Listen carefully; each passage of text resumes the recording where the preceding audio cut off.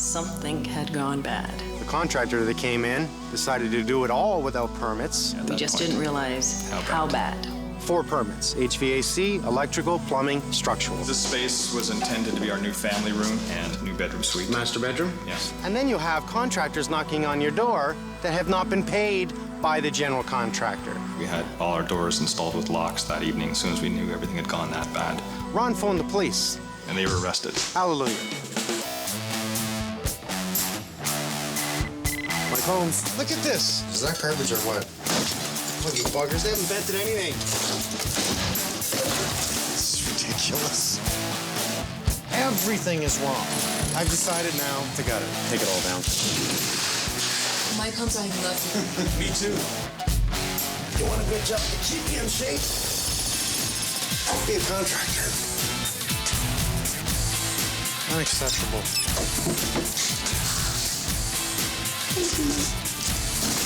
God, I love my job.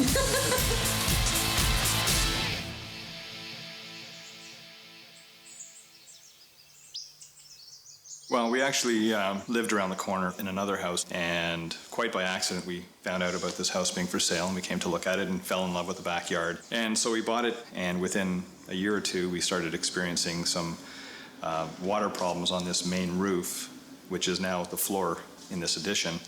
It turned out that we had to take the roof structure off, and rather than just rebuild an existing roof above the bungalow, we decided to do an addition at that time, and that's how this all started. Ron and Jill started this addition over a leak, but they're looking at major roof repairs, and you know what? Let's put out a little money and change the home. Great idea.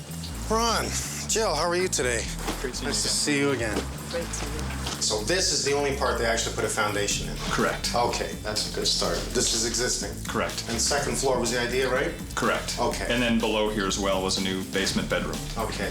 The engineer report talked about having to have some kind of a reinforcing beam across here for cross force from wind pressure. I'll talk to the engineer, I'll look at a report on that, because I don't think that's going to sway, but it depends on how this was done. So we'll take a look at that. The idea is open concept through to the kitchen here? Yes. The kitchen was damaged. Like, we had to replace all the appliances except for the fridge and the dishwasher, and we had to replace all the countertops. Why was it damaged? Water. They And, opened the roof? Yeah, and they didn't protect against and it caved in. We came home to find the carpets drenched, the hardwood floor starting to buckle, ceilings had caved. It was an absolute mess. And they kept assuring us, don't worry, just give me the bills and go replace everything. And at that point, they're also asking for the next check. And I said, but this is so far behind schedule.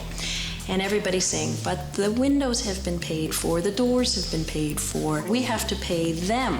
And in retrospect, nothing had been paid for. Did you get a permit on this?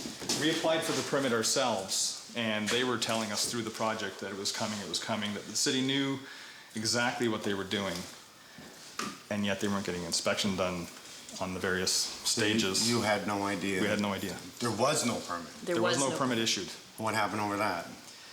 We finally did get it issued, but only after the whole project went bad. Well, it's almost done. That's a big problem. Yeah. No inspection? No inspection. The only inspection that was done was the electrical. Okay. They were working during the day. Here's the contractor telling the homeowner, oh, we have an inspection today, but they're not home. You know, so it just really started with lie after lie after lie. And by the time the place is almost done, and unfortunately not correct, the permits were still not issued. Not good. The footings were not inspected. The foundation walls were not inspected. All the structure, insulation, vapor barrier, plumbing was not inspected. Do you want the government knocking on your door saying, hey, hello, we didn't inspect this? We knew something had gone bad.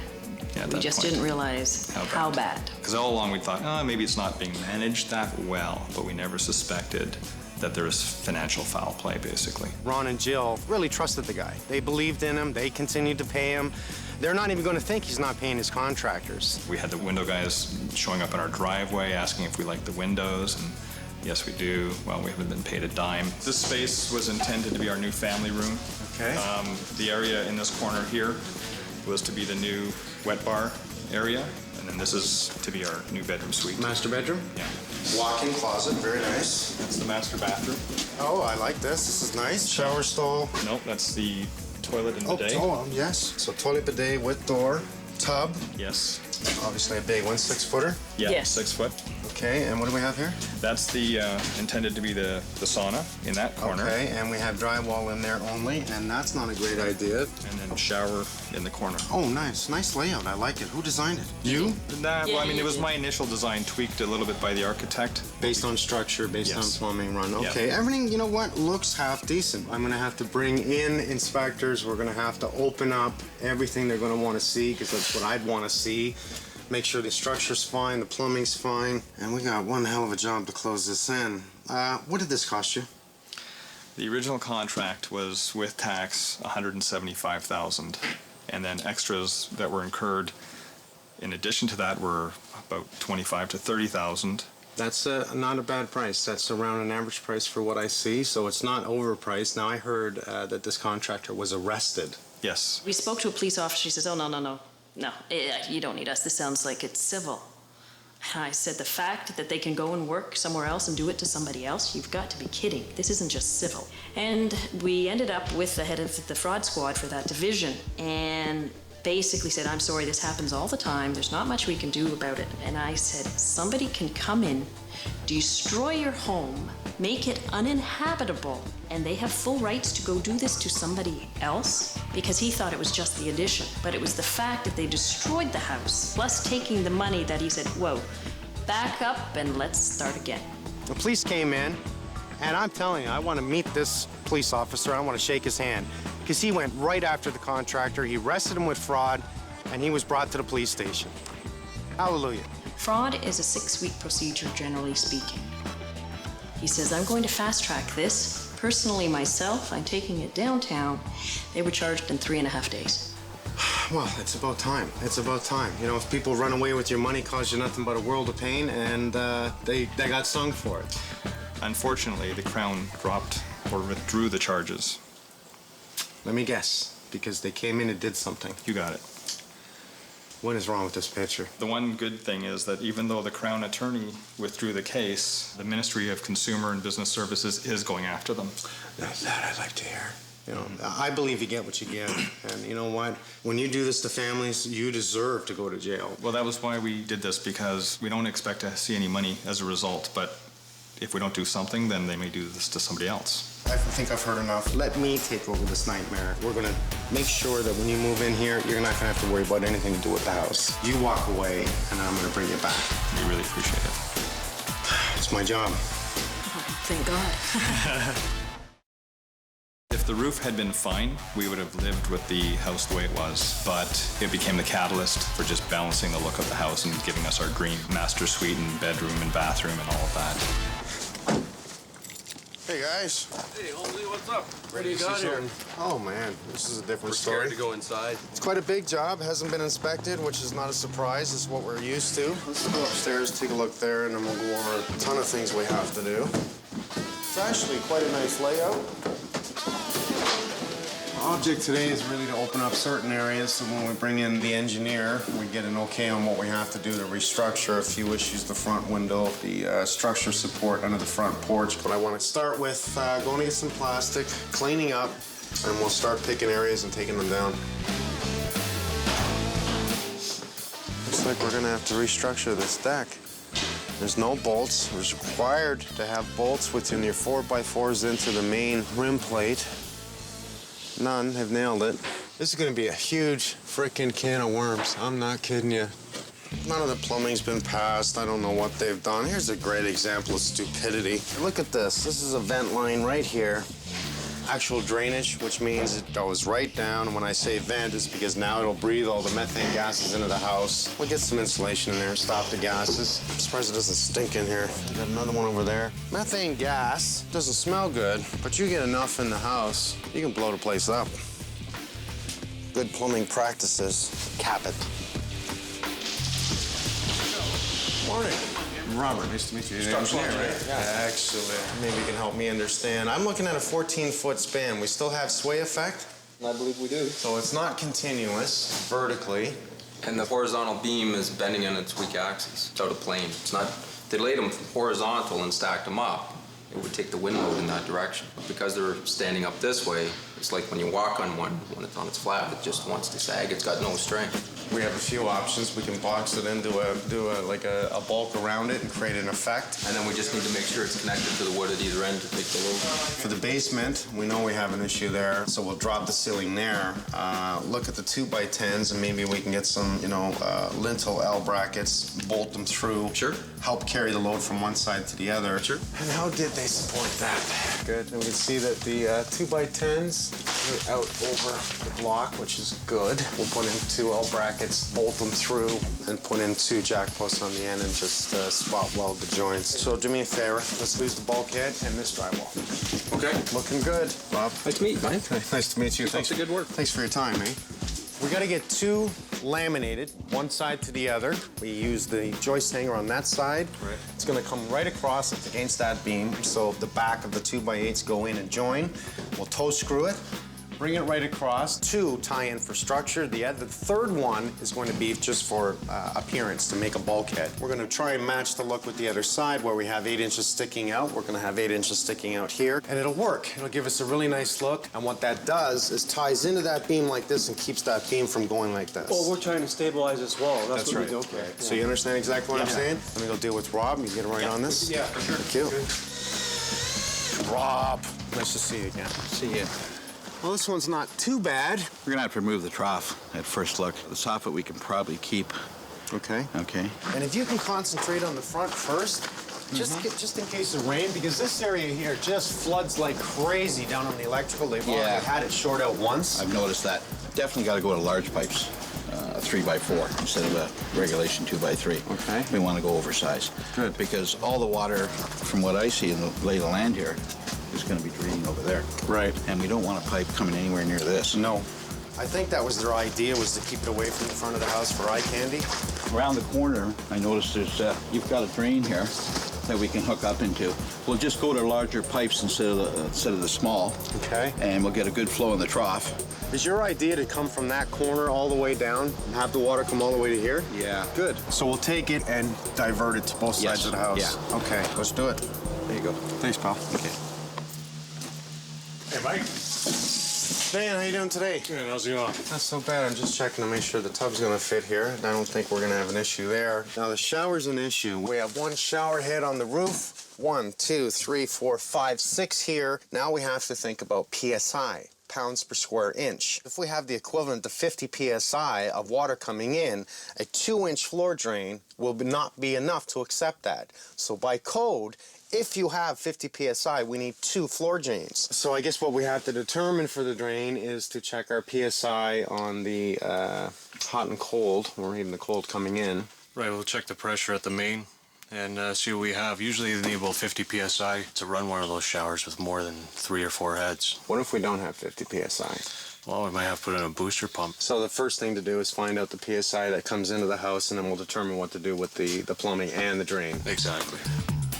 Well, we just shut the main water off. I'm going to drain the system, and I'm going to put a gauge on the main line coming in, which is this one here. And we're going to see what kind of pressure we have. My guess, maybe 40. My father always told me that when you're soldering, 80% of it is preparation. Some sandcloth or grit cloth does one of 2 things. 1, it cleans the pipe, and 2, it puts a little groove in it so that when you are hitting the solder on it, it wraps up and it loops up in a groove and makes the joint more tight. And then you clean the fitting inside too. And you put some flux on it. It's acid. It cleans the pipe even further, and it makes the solder wrap around the pipe. Put that on. If you hold the heat on one side and the solder on the other, when you touch it, it should wrap around to the heat. Solder always draws to the heat. I think we're gonna see maybe 30, 40 pounds per square inch. 50's ideal, 50's perfect. You don't get anybody complaining with 50 on the showers. So we're gonna turn it on now and see what we got. Holy. 82 pounds? Yeah, we're good at the meeting. Oh my God. Yeah. That's got to be the highest I've ever seen. Yeah. So we have to put in a second drain. Yeah, definitely. Not an issue. No. Good stuff. Good stuff. Jeez, okay. I'm not only pulling this down for myself just to make sure everything's right, I have to pull it down for the inspectors to see. Remember, no plumbing's been passed, no HVAC has been passed, they're going to want to see it. Heating looks good. At this point, what I see looks good. Electrical looks good. We can tell the guys know what they're doing. I like to see that extra coil of wire coming in case they need to pull more wire in, so it gives us slack. Everything looks proper within the box. Now, obviously, the electricians, we're pros. Now let's go meet the inspectors. Nice to see you. Nice to see you again. Thanks for coming by. We're starting to open up things, and we're seeing a few things. Nothing serious. Do you want to take a look? Yeah, sure. They created this post and beam structure on the inside, but is that post continuous to the basement level? I'll do a notch in the floor to see what we do see. So what I'm looking for is that we have continuous load. This beam now is carrying the upper header. I want to see it continuous over this wall here. If we have a structure coming up and then it juts out and goes up again, which in this case we have, that has to be carried. This really should have been doubled up to help carry this load because it's on the outside of the existing structured wall downstairs. It's not right over it. In this room here, we're going to do the same thing. Here's a great example here. We know that the heat register is within the floor joists, okay? You see that this one is obviously not over top of the wall. That's gonna be an issue. So let's open both of these. There's two reasons I'm moving. Number one, we are not structured on the existing structure. We're overhanging, unacceptable. This here is carried on 1.5 inches here and 1/2 inch on the other side. So for that reason alone, the structure's incorrect. The second reason I'm moving them is because this weight load happens to be directly over the 6-foot sliding door downstairs, which was not structured for this weight load.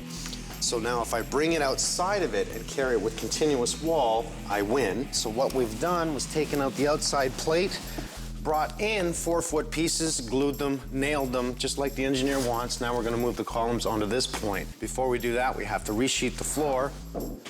We're going to use 4 laminated 2x8s because the engineer wants me to build out one more beam based on weight load. It's 12 foot of span from this structure to the other structure, the new one we're putting in, to build it out to 5 wide. No big deal. What I'm going to do is add a 2x10 to the front, and I want to make sure I'm flush here so I don't have to build it out later. Now, if you looked at what I've done here, you'll notice that I don't have a bottom plate underneath my wood. Now, why do we want a bottom plate under wood, period? The idea is to displace the weight load with your vertical studs. I have 4 beams under this piece of plywood. I don't need to displace anything, so I'm going to lock it right in place and hit it directly in. But on any vertical wall, you have to have a bottom plate and 2 top plates if it's load-bearing. When you're laminating the beams, you want to be every 16 inches, at least 3 screws, holds it nice and tight, turns it into one piece of wood. Probably wouldn't hurt to add a little glue. Makes a big difference.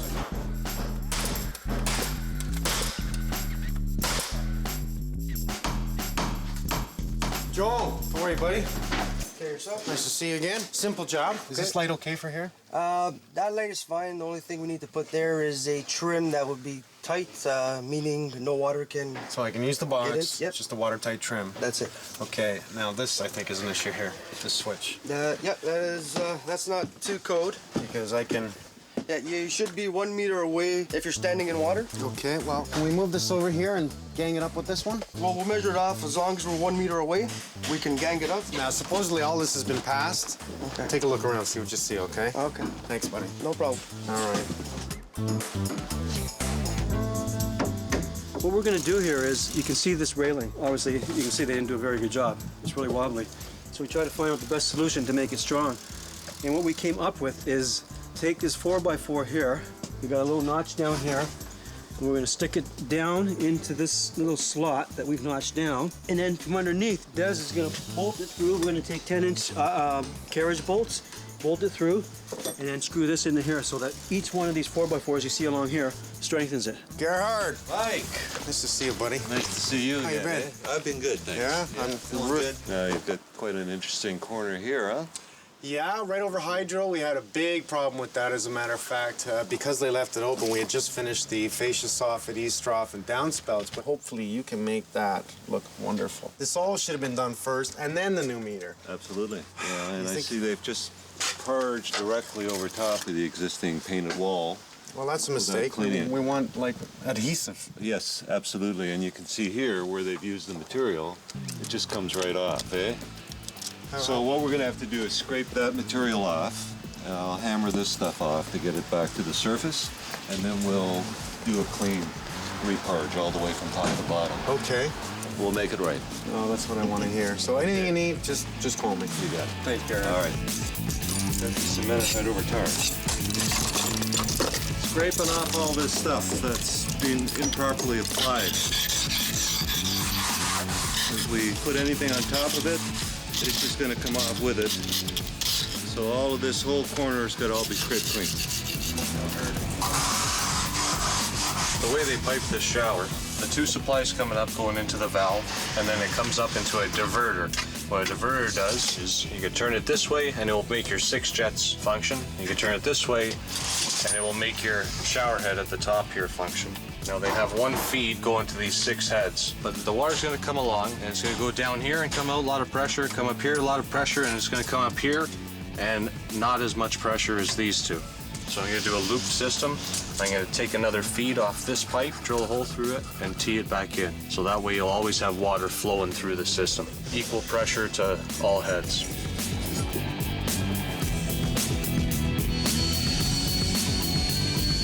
This is how you burn something. You put it in first and then you solder, and this is how you not burn anything. Pre-soldered that on the ground and then I put it in.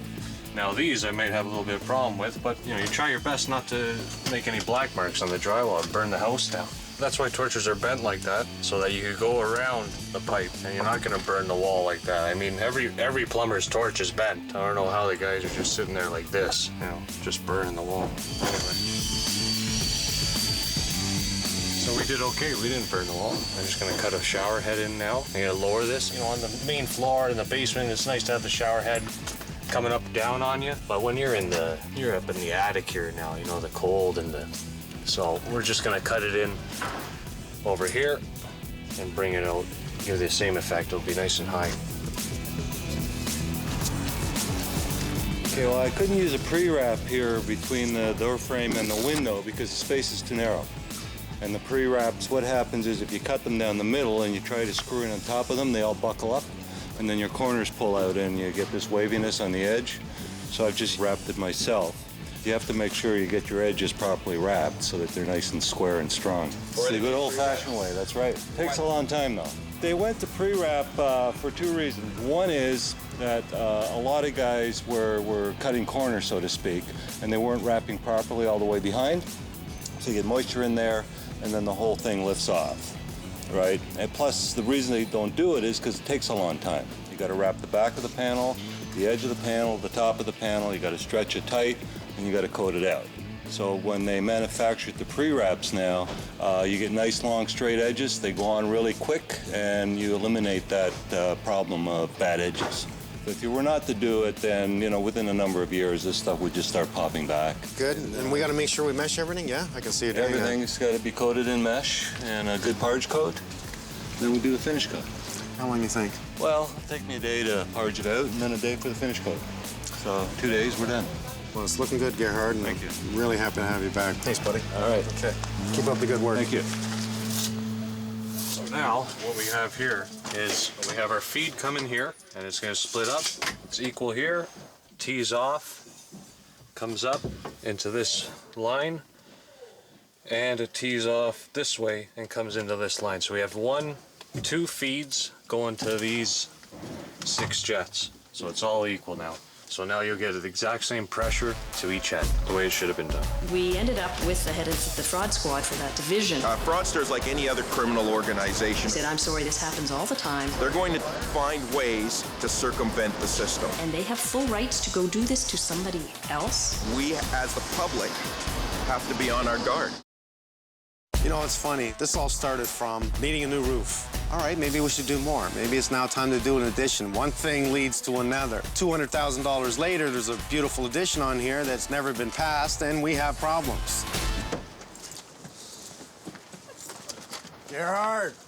Hi, how you doing? Good, man. It's looking good. Use your imagination. Go ahead and make changes, but hire the right guys. I hear you've had a bit of a problem with this, it being so out of whack, which doesn't surprise me. Yeah, a lot of dissimilar surfaces. In order to get it nice and flush, we just had to use extra material, but we're just about there. Oh, it's looking good. I know I brought in the right guy. All right. Keep it up. Okay. Let's go take a look on the inside. If you don't hire the right guys, I can't come to everybody's home and help them. What the hell am I going to do here? Toronto Police Fraud Squad, working out of headquarters, contains quite a large number of different officers within different fields. We have a corporate section, we have a credit card and a gang section, we have a section that deal with the welfare frauds, and we have a section that deals with frauds against seniors, including home renovation scams. This fraud thing, you know, he gets charged with fraud. Great, the cop, I loved it. He felt for the family, charges him with fraud. About time somebody stands up and gives somebody a kick in the ass. However, he gets off. It's not going to stand in court. By the time it gets to the prosecutor says, did he do any work on the house? The answer is yes. And because he's done work on the house, it's not fraud. It's now a civil matter. Man, you guys are flying. If an individual approaches you or you request a service from an individual and you pay that individual for the service, but he doesn't provide any of that service, he's committed a criminal offense, fraud. However, if the individual is paid for a service, he provides some or all of that service, however, it may not be up to what you believe to be what was promised, it's become a civil litigation. So hire a lawyer, go after him. What's he gonna do? He's gonna go bankrupt, he's gonna open up a new business the next day, and everybody loses but him. We finally heard through the detective that had initially dealt with us that the Crown had opted to drop the charges. We fell through the floor again. Paper barrier up? Yeah, we're just finishing up here, Mike. If I was a homeowner and I feel that I may have been taken, the first thing I would do is contact my local police service. Speak to them about it, have all of my documents ready. From there, depending on what happens, I would speak to my municipality. There are building inspectors within every municipality. There are bylaw officers within every municipality. The third step would be to contact the Ministry of Consumer and Business Services, which is a provincial government branch that have specific sections set out for offenses committed by these home renovators. The Ministry of Consumer and Business Services is responsible for some 30 consumer protection statutes in the province of Ontario. We're going to have to lose all this concrete board in that tub area, and hopefully we can preserve it, that we don't throw it in the dump and use it in here. So we receive about 77,000 consumer complaints a year. We commission investigations, conduct prosecutions, and in most cases we're successful in either getting restitution for consumers or getting a good, strong deterrent in the court. The detective in particular will do anything he can in support of this new action based on a recommendation from Mike going to the Ministry of Consumer and Business Services. We've met with an investigator twice. She's met with the police. She's talking to some of the sub-trades already, and it appears that they are pursuing them. And so the police detective has indicated that he will do anything he can in support of this other action. In many cases, we will work with the police. A fraud investigation, you have to prove the business really went in with a clear intent to defraud the consumer. Consumer protection legislation, you really look at if there is evidence of misrepresentation, if there's evidence of undue pressure, things of that nature, then there may be grounds for an investigation or an offense under the consumer law. And again, not that we're looking that this would be any way to get monies back, but at least not to let these guys off scot-free. The fines and deterrents can be very significant, up to 2 years in jail, up to $250,000 in fines. We'll re-insulate this, vapor barrier, get the drywall up on this today as well, start the plastering. I would like to just say a little story. The words of a 7-year-old. She says, I hear you need 100 to finish the job. Why don't you take it out of my bank account? I said, honey, not $100, 100,000. She says, well, how much is that? I said, about 1 million more pennies than you have. And she said, why don't you and Daddy just pay it? I said, honey, we don't have the money. If we do, we'll be bankrupt. Well, what's bankrupt?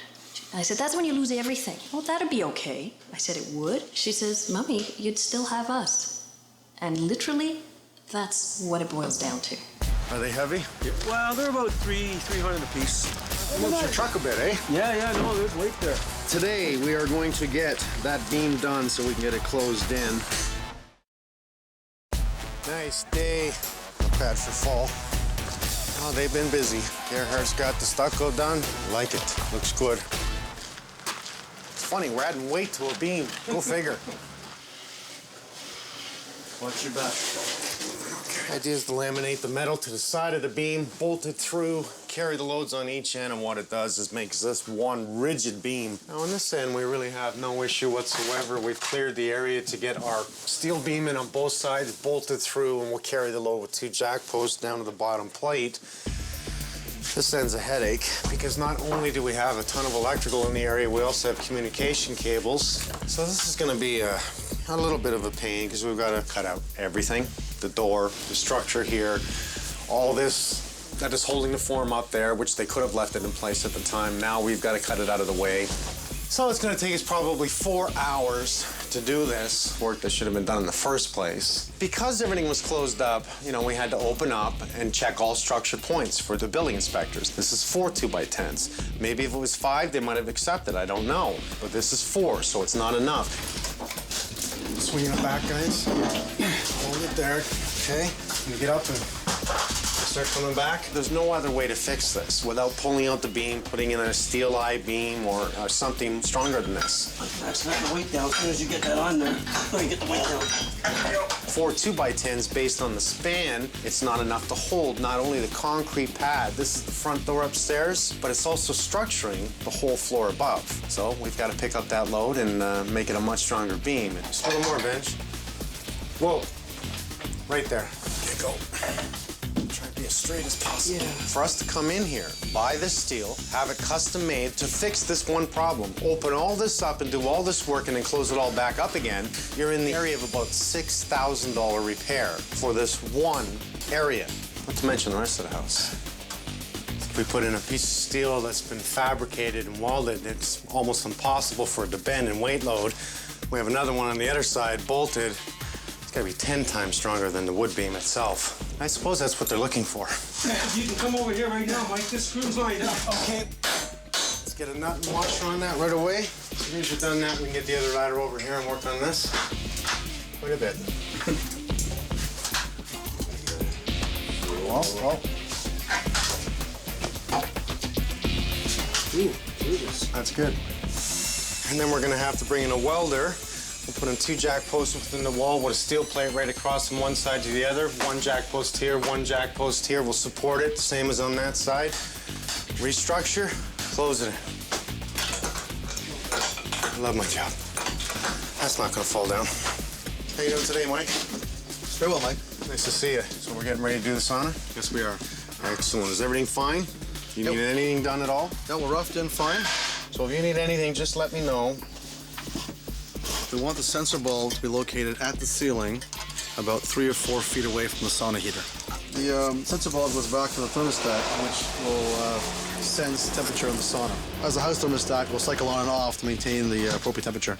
We'll also have a 60-minute timer, so the sauna cycles off automatically within 1 hour. And it applies to most jurisdictions. The foil is here for added insulation value. It reflects heat back into the sauna. We don't tape or goop the seams because we want the sauna to breathe. Does this also help stop moisture from escaping from the sauna? It's a bit of a misnomer. There's very little moisture in the sauna. We're basically baking the air inside.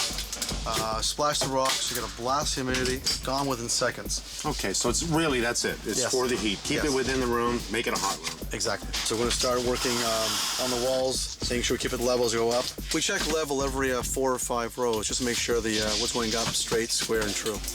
We only use tongue and groove cedar, so one board slides over the next. We nail into the tongue, which is then hidden by the following groove. It's called blind nailing. No nails show in the finished product. Nice, clean, attractive appearance. Vlad is using a respirator to protect himself from breathing in particles, dust, fiberglass from the insulation. I think it's a good precaution to take if you have any lung or throat sensitivities. I'll tell you guys, you should change the name of your company there to Sauna in a Day, because I'm impressed, Mike. Vlad, I'm totally impressed. Thank you. And I get that smell of cedar. What kind of heat will this give off? Probably enough to really make this hot in here, right? Yeah, the thermostat setting is up to 90 Celsius, about 194 Fahrenheit. That'll do the trick. Well, good job, Mike. Keep up the good work. Thanks, Mike. Okay.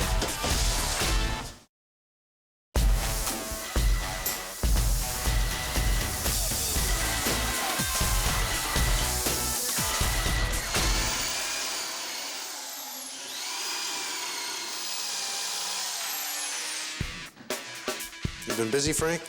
Yeah, very busy lately. Will you still nail that, or you won't need to? No, we won't need to. Just the compression with the glue, hold it.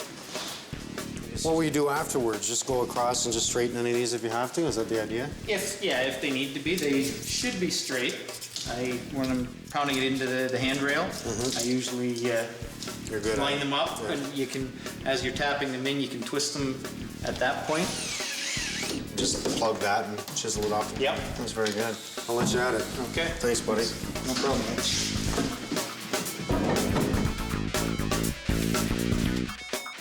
It takes 3 coats of Varathane. Not much of a secret to it. It's pretty foolproof. So the first one, you just have to make it look wet. After each coat, it's gonna get a light sanding. So it's pretty foolproof, and it's gonna feel like glass. What happens is the grain of the wood is raised after the first coat. So you rub your handle on it, it's very rough. So the first coat is most important. You're gonna sand all the grain back down and make it quite smooth. So the second and third coat are very thin, just to add protection to the wood.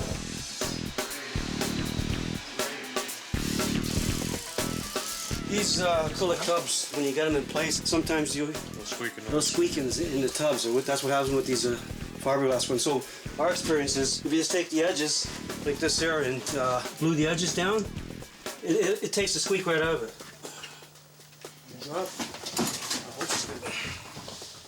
Ooh. Well, right now Dan's getting ready to rough in all the plumbing underneath. And once he gets in there working on it, we don't want the tub to move around. We want it to stay in place. So these are just temporary brackets. Tomorrow I'll take it off and the tub's in there secure. Dan will hook up the plumbing right now. Then we'll fire up a test, make sure there's no leaks and motor's running and whatnot. Especially while the plumber and electrician's still there. We're gonna turn the water back on and then test the tub. We'll let it run for 20 minutes, half an hour, make sure the factory didn't make a mistake.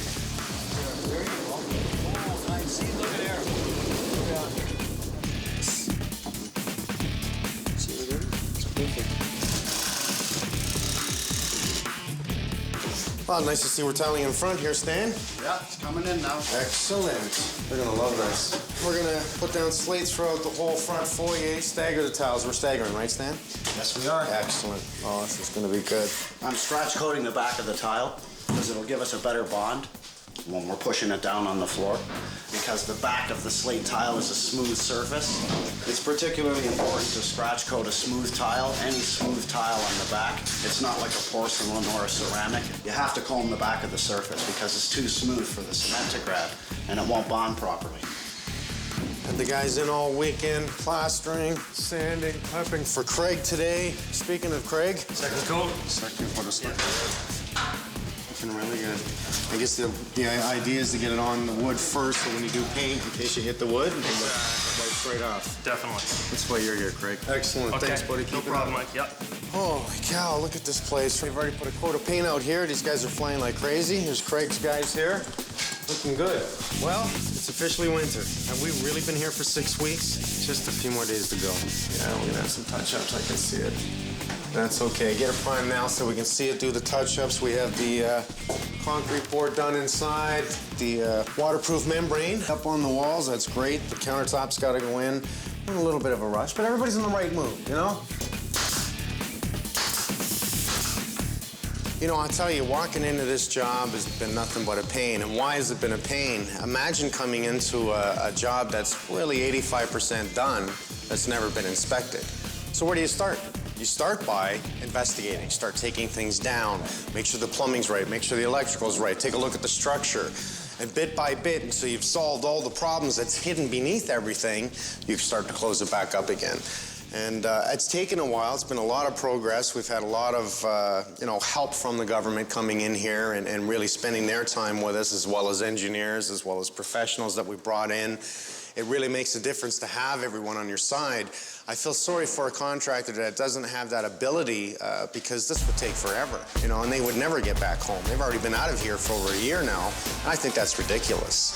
So we're gonna do our damnedest to get this done ASAP now that we fixed all the problems, get them home.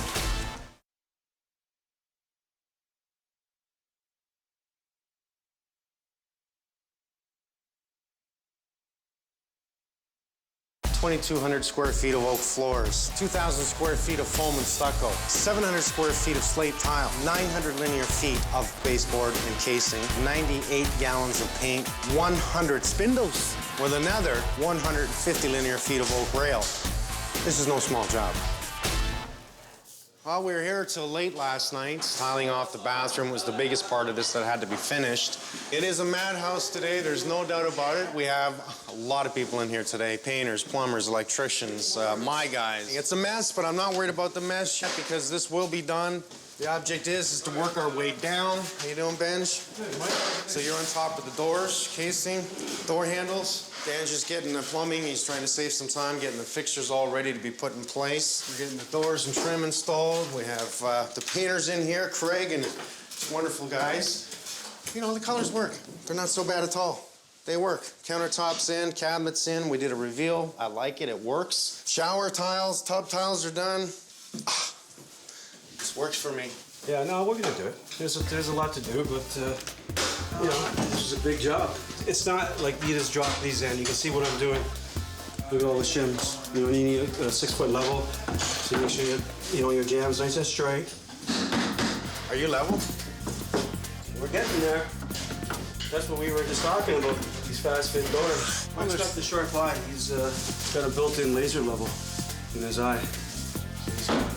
Puts the evil eye on everything when he comes in and inspects the work, eh? Oh, you level? Oh, okay, all right. Of course, you gotta keep the handy level straight right by, close, so you can show him. Oh, okay, must be the wall.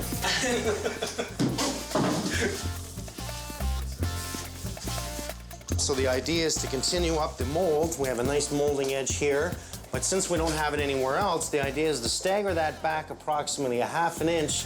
So now we'll have another chrome molding that comes up, one tile up, really just underneath that window all the way around, which really highlights the tub, highlights the area. I still gotta paint out that window. Okay, we have the time. We're doing good. I'm more concerned with the tiles right now than anything, so I want these guys to go at it.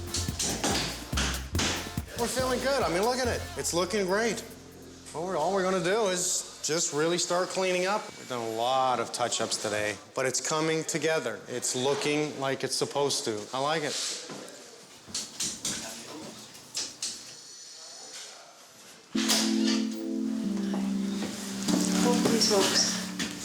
Well, this is just the beginning. We've done a lot of work in here. We've had a lot of people. You like your slate tile? Yeah. Yeah. You like that? Yes. You ready to come home? Oh, I've been more than ready. Does it look a little different at this point? Yes. There's a floor. I haven't had a floor for a year and a half. Yeah, and there's some stairs and rails and spigots. Oh my goodness, rails. Oh yeah, that was barred up. We had a major structure point to fix it here. As far as I was concerned, that was kid stuff compared to the rest of the house that we had to do. Oh, is that the beam that was... Oh yeah, it's a beam we put in there, which really stops this wind resistance is the idea. And we've kept with the colors you've liked. I mean, when you stand here and you look up. It looks like a dollhouse. You ready to go upstairs? Oh, yeah. Let's go upstairs. Stairs. Oh my goodness. It's pretty big, doesn't it? It's humongous. It's not, it totally looks different. Wait.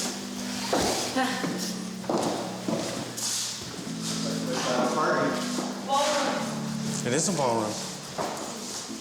Now we had a second structure pointed here. We had a weight load over the door downstairs and a weight load in your bedroom over the window. This whole wall was removed, restructured, put back again. Oh my God. As well as the ceiling downstairs in the foyer, we dropped that. We had to open up everything for the plumbing route, everything for structure, just to inspect or make sure everything was right. I love that little catwalk. That's nice, eh? Yeah. Oh, it totally looks just, yeah. I think she's dumbfounded. Well, when you see it with the boards just piled up for so long, you just gotta get used to it that you just don't ever think There's never been it's ever going to be. Plywood. Yeah. Let's go look at your bedroom. And your huge closet is right there. And it is nice. Let's take a look. Oh. That's It's probably the size of a bedroom I grew up in. Yeah, it is. You want to see your bathroom? Oh, bathroom. Ah, I forgot to get out. Bathroom. Yeah. For the year and a half. Whoa. Whoa. Oh, that's gorgeous. This is gorgeous. So we were able to keep your toilet and bidet on this side. Just take a look. Brought in your granite guys to set up the cabinets and everything else, and a couple of mirrors. Nice. Very nice. Not bad, eh? This is gorgeous. Oh, great. Fabulous. And we brought in a sauna specialist. Ah! It's done. I didn't think it Oh, was it's gonna done. It's done. get... Oh my gosh! Ah! Holy smokes. Oh, I'll just sit in here and sniff. Doesn't that smell nice? I love to see it smell. And of course, we used slate and we carried it in your shower stall. So let's take a look at your shower stall. Wow. Goodness. Oh. Beautiful. Holy smokes.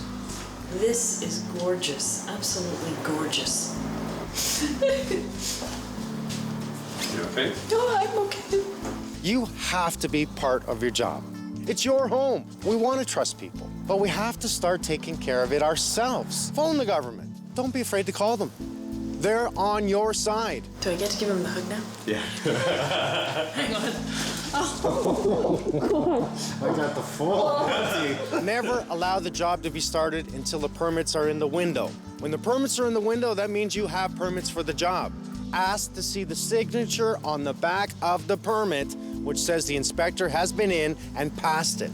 Better yet, be there when the inspection is supposed to take place. Talk to the inspectors yourself to find out when it is necessary to call them in, so you as a homeowner know this.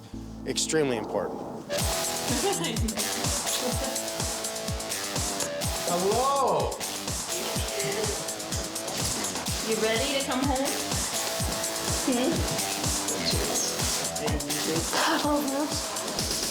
Julie has planned a little bit of a party. So are we ready to have a little bit of fun and enjoy this? Hello, everybody. Oh, that's beautiful. Look at that. All right, it's party time. All right, you're home. Great job, Des. Great job, Sean. Damon, Mike, Dan the man. Incredible. Gerhard, thank you so much for your work. Oh, thanks for your help. No problem. I really appreciate it. No problem at all, Mike. I know you're hungry, so you go ahead.